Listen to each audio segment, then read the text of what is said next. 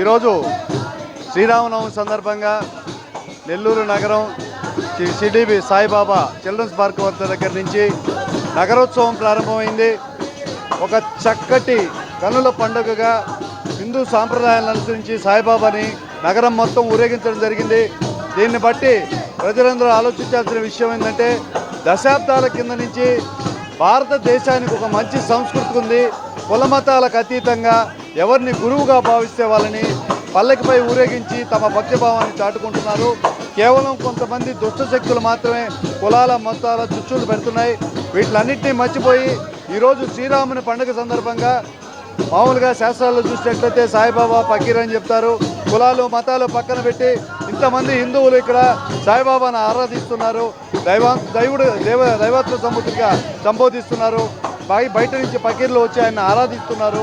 కుల మతాలకు అతీతమైన నా భారతదేశంలో ఇటువంటి మంచి సంస్కృతి ఉందని కూడా ఈరోజు మనం తెలియజేసుకోవచ్చు.